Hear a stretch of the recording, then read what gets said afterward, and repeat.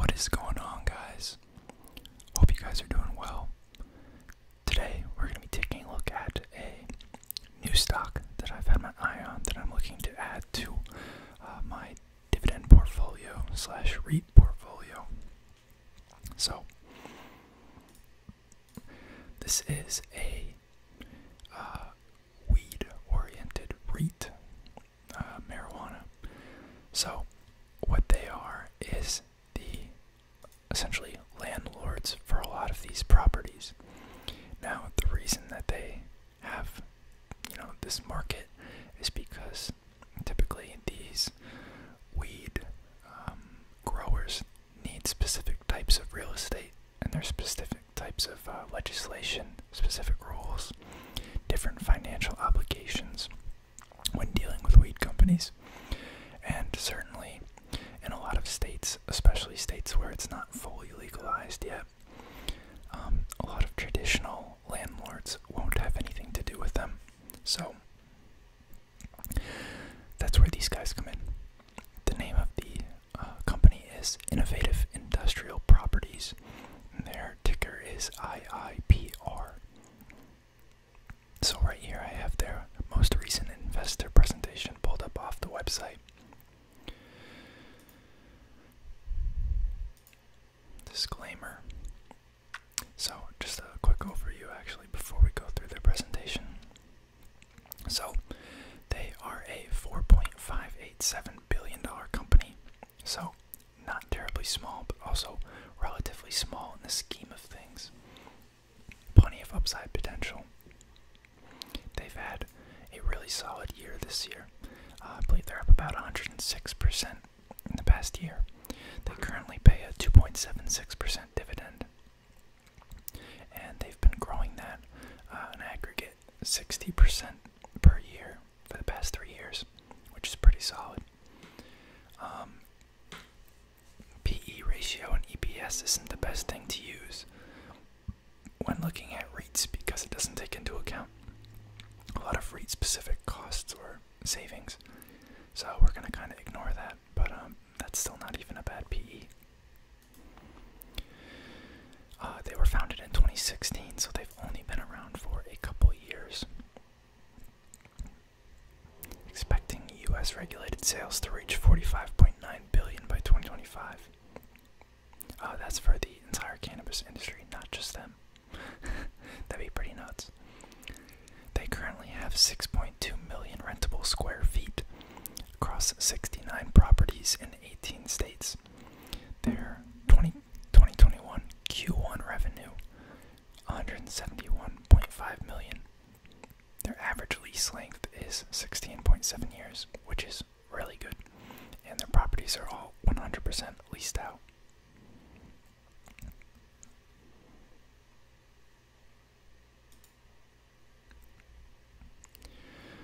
Here they call out some of their management team. We could just see if I'm familiar with any of these. Not familiar with BMR or ARE. Looks like a lot of people from Biomed Realty, actually. Pretty much everyone. It's kind of funny.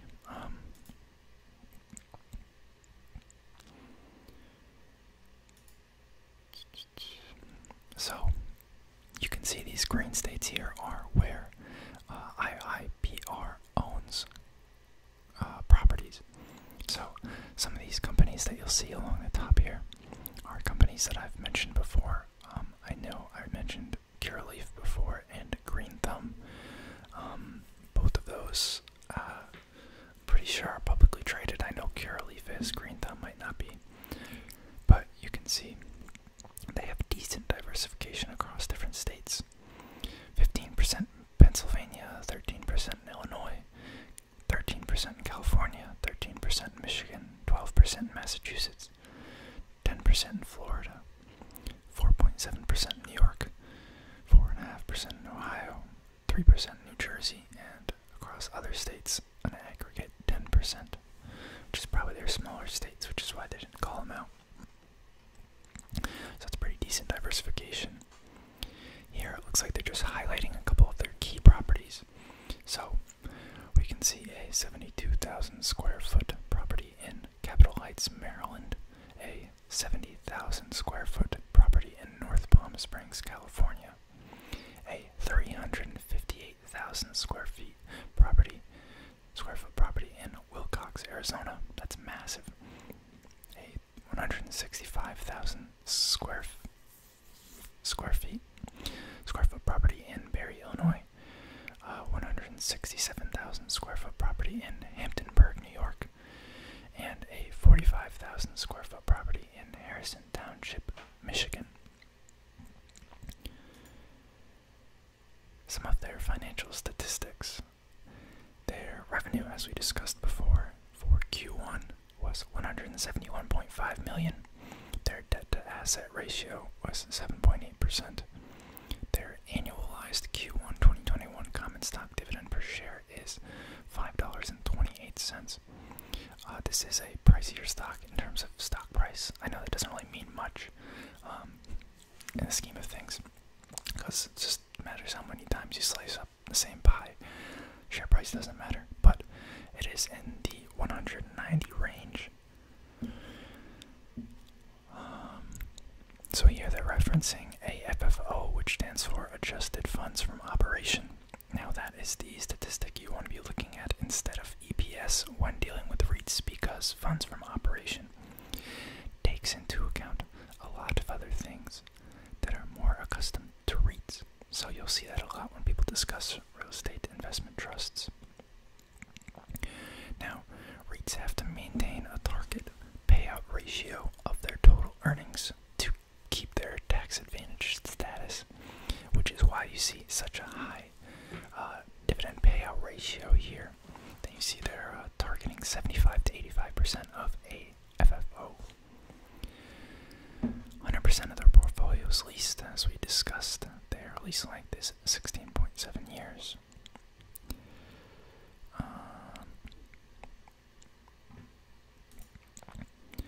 Here you can see their year-over-year net income and FFO and AFFO. So, as you can see, they were briefly negative for a period in 2017, but ever since then, they have maintained profitability and grown greatly, which is awesome to see. Just a note that all these values are in thousands, so these are actually like millions. So this is like 5.6 million. This is 153 million. Sorry, I had a brain fart there for a sec. But you can see the FFO and AFFO are very different than the net income, and net income is what is used to calculate PE. So you can obviously tell from looking at this that if you just used the PE based off the net income, that you would actually not be painting the whole picture, because the FFO would make the ratio actually look a lot lower. Now they're comparing its returns since inception to the S&P 500 and NA REIT, which I believe is the all-equity REIT index. So you can see drastic outperformance. This is pretty common with companies that actually make it big. For every one of these companies, there's probably like 20 or 30 others that, underperform the S&P and go bankrupt. But obviously, if you pick a winner like this, then you're going to win big, because it started small. Here you can see their quarterly dividend payouts. Again, pretty solid growth here. So that's why this is going to be going into my dividend and REIT portfolio, because it is both the REIT and the dividends are pretty solid. Now, it doesn't have the longest dividend track ratio, but that is simply because it is a newer company. But they have been relatively reliable even throughout COVID. You can see they decided not to raise the dividend back from Q4 of 2019 to Q1 of 2021. But they didn't decrease it or cut it, which is very nice. I do agree with them that the cannabis industry is going to grow dramatically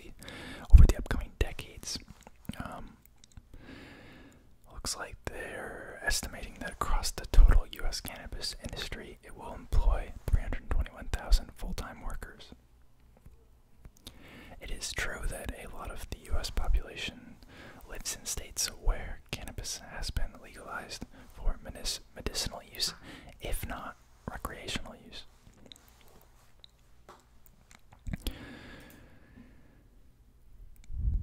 And then it looks like they're just trying to sell themselves on that last slide.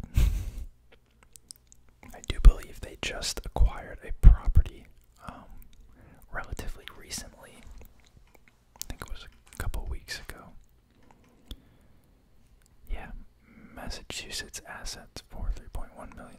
So they had one a couple months back as well. So they're actively looking to keep growing their portfolio, which is really what you love to see in a real estate oriented portfolio, because typically you can't expect growth and income to come from the tenant's rent, at least not on a short-term basis. You want to constantly be reinvesting your revenue to grow the portfolio.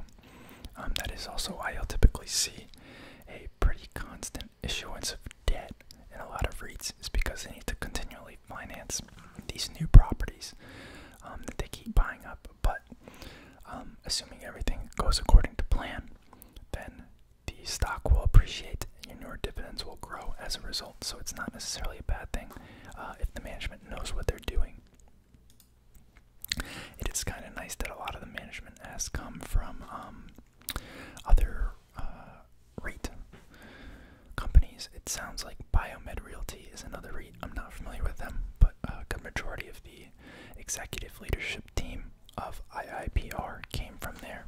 So they must have seen an opportunity and decided to take it, or maybe this is a spin-off, who knows. I don't always, take these Seeking Alpha articles as gospel, because some of them can be quite opinionated. But we could open a couple here.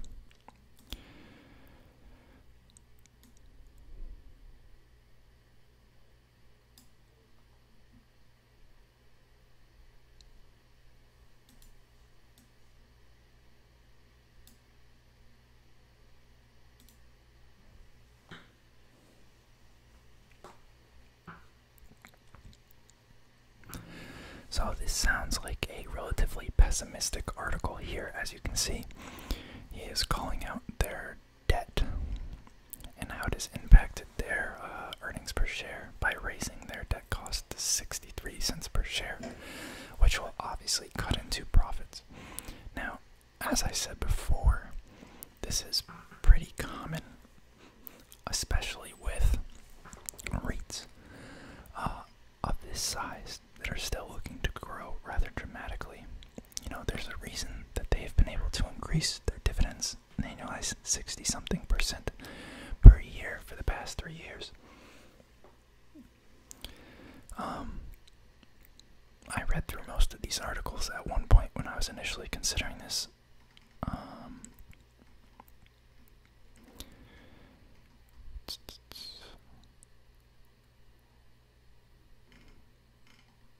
I believe he was calling out some of the financial issues that come in relation to being a weed-based REIT.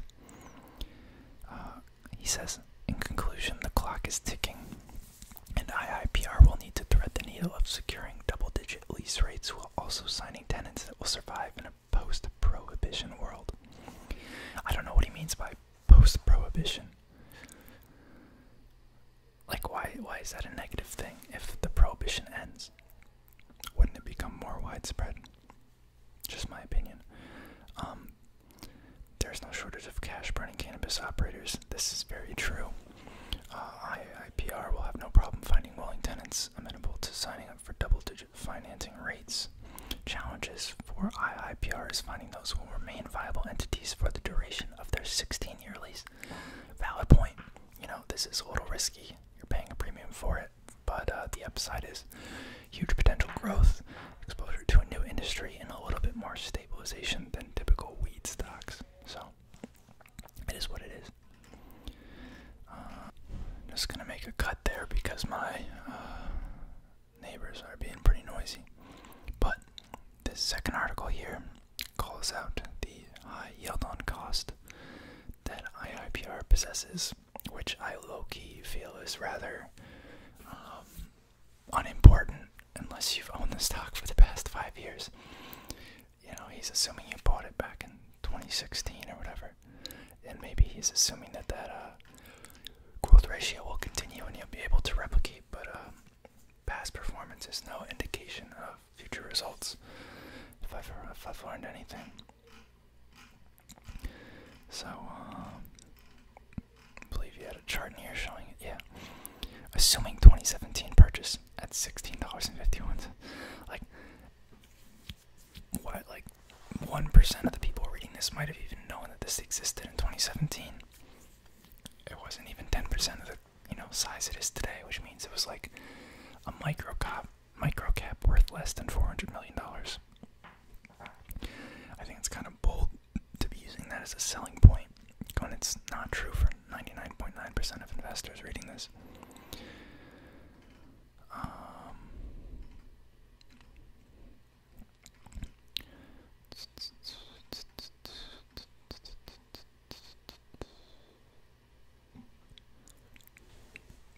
I have seen people talking about how there's fear of legislation. I think there are some banking issues related to being a company in the marijuana space, at least in the states where it's not legal yet. But I think most banks have to receive a federal charter, so the state legalization status doesn't even matter. But something I'm looking at. I'm definitely looking to get my toes into this and add it to my portfolio. Been looking at it for a while, but let me know what you guys think. Hope you guys are doing well in this market, and let me know if there's anything you guys want to see going forward. Thanks. Have a good night.